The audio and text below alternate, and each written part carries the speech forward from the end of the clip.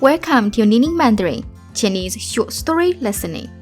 秋日 Autumn Day.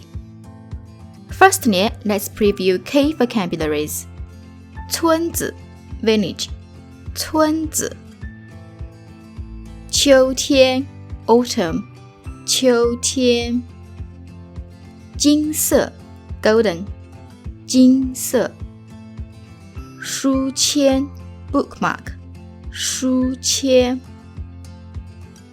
邻居 Neighbor 邻居下午茶 Afternoon tea 下午茶树叶 Leaves 树叶一整天 A whole day 一整天 Chinese short story for listening practice. Are you ready? Now listen carefully. If you get stuck, turn on English captions or slow down the audio in setting. Listening task. 立秋去哪里散步 Where does 立秋 go for walk? 立秋的家在一个小村子里。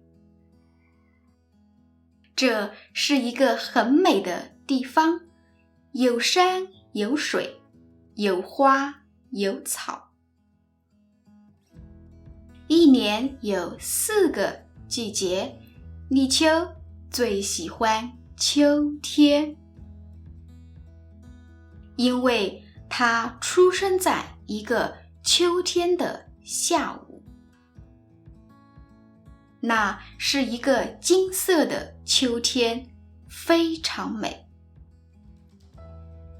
所以父母就为它取名叫立秋，意思是美丽的秋天。立秋的花园里有一棵枫树。每年10月份，枫树的叶子会变红。立秋会去摘一片叶子，然后把叶子放在书里，做成书签。有时候他会带着书去海边。他喜欢一边看书一边吹海风。他常常忘记时间，一待就是一整天。有时候立秋也会去邻居家做客，然后和他们一起喝下午茶。如果天气好，他们会一起去森林里散步。秋天的树林里五颜六色，叶子在风中飘落。立秋总是说：“我爱秋天，我爱秋天的风，我爱秋天的雨。我爱秋天的阳光，我也爱秋天的树叶。”